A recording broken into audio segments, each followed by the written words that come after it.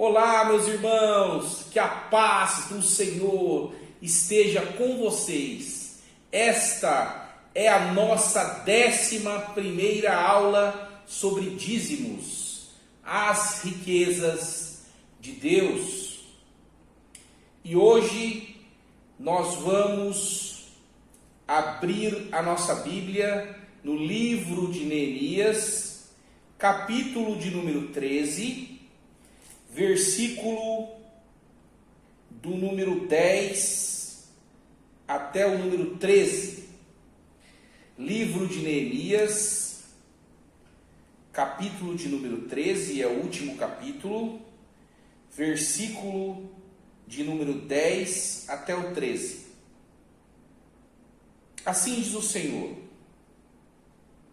também entendi que os quinhões dos levitas não se lhe davam, de maneira que os levitas e os cantores que faziam a obra tinham fugido, cada um para a sua terra. Só traduzir aqui já no versículo de número 10. Então, Neemias, dizendo: também entendi que os pagamentos dos levitas não estavam sendo feitos. Eles que faziam a obra, os levitas e os cantores. E eles então fugiram, cada um, para a sua terra. Versículo 11. Então contendi com os magistrados e disse: por que se desamparou a casa de Deus? Porém, eu os ajuntei e os restaurei no seu posto. Então, todo Judá trouxe os dízimos dos grãos, do mosto e do azeite aos celeiros, e por tesoureiros pus sobre os celeiros Selemias, o sacerdote, e a Zadoque, o escrivão, e a Pedaias, dentre os levitas, e com eles Anã, filho de Zacur, o filho de Matanias, porque foram achados fiéis, e se lhes encarregou a eles a distribuição para seus irmãos. Meus amados irmãos, do capítulo 1 de Neemias, capítulo 1 de Neemias até o capítulo de número 12, toda essa história, do capítulo 1 ao capítulo 12, duraram cerca de um ano.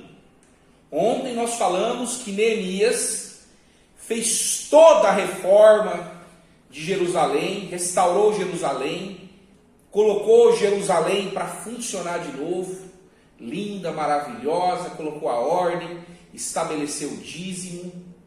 Então, do 1 ao 12, Neemias cumpriu a sua missão. Então ele volta de novo para Susa, para a Babilônia, lugar onde ele servia o rei Artaxerxes. Então, de lá para cá, passaram-se 13 anos. Então, o capítulo de número 13, o último capítulo, é a hora que Neemias volta para Jerusalém. Quando Neemias volta para Jerusalém, meus irmãos, o que ele vai encontrar? Uma bagunça completa. Jerusalém havia virado de perna para o ar novamente. Jerusalém havia ficado de ponta cabeça.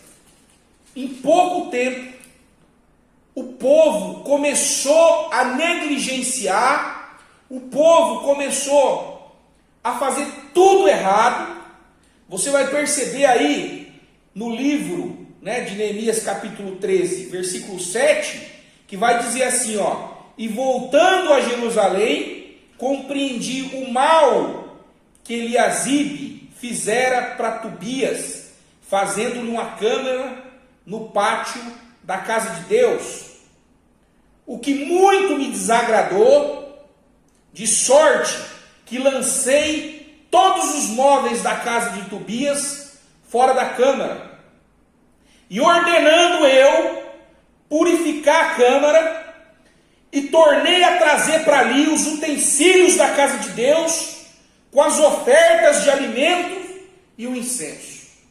Meus irmãos, vocês lembram daqueles 3 inimigos de Neemias: Sambalate, Tobias e Gesem? Os 3 inimigos que não queriam a reconstrução do templo. Pois é, o sacerdote Eliasibe coloca uma sala dentro do templo para o inimigo do povo de Deus. Tobias era o principal inimigo, juntamente com Sambalate e Gesem, inimigos do povo de Deus. Em outras palavras, usando uma linguagem secular, esse sacerdote deu o queijo para o rato cuidar. Um termo, em outras palavras, popular. Quando você dá o queijo para o rato cuidar. Mas, meus irmãos, foram muitos os problemas. Foram muitos os problemas. O sábado, os portões deveriam ficar fechados. O povo deveria cultuar o Senhor no dia de sábado.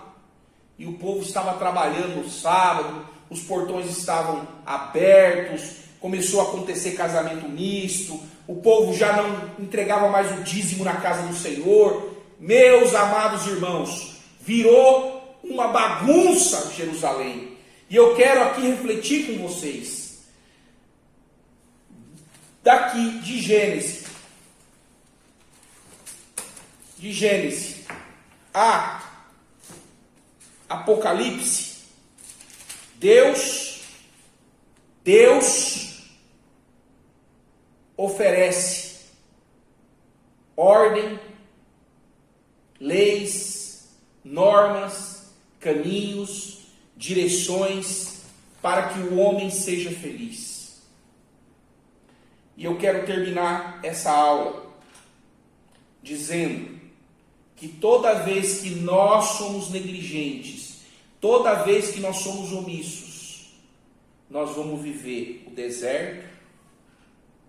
Aí não adianta você dizer que você está passando pelo deserto, que você está na prova, que você está passando vento, que você está na Babilônia, que você está no Egito. Eu já disse, você não nasceu para viver cativo. Você não nasceu para viver no deserto.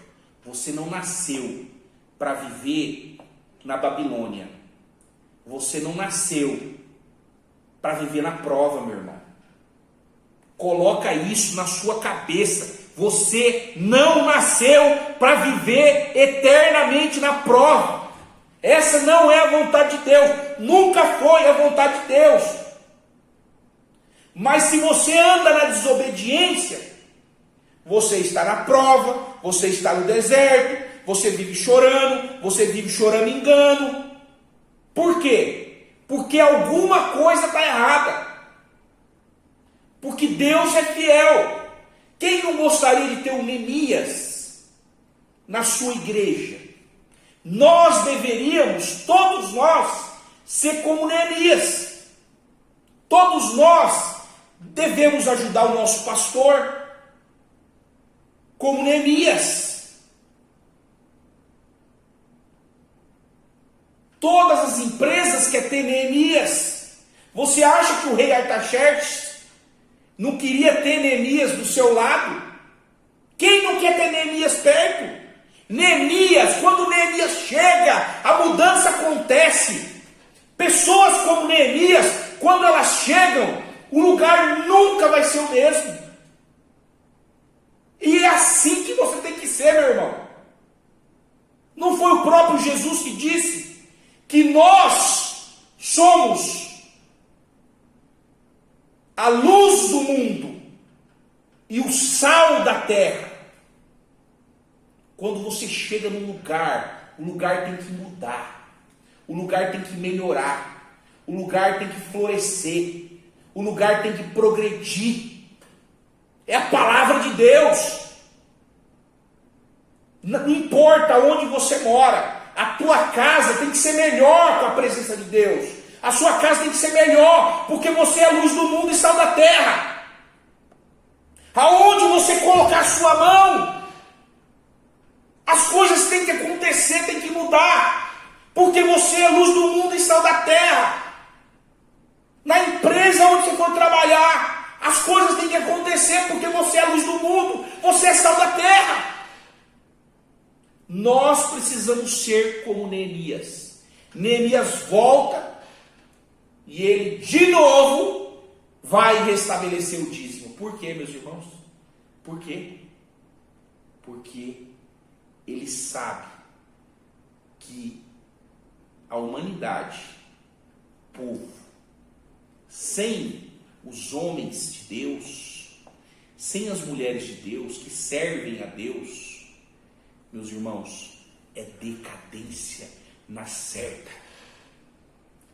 é Babilônia na certa, é escravidão na certa, e essa não é a proposta de Deus para você aqui nessa terra.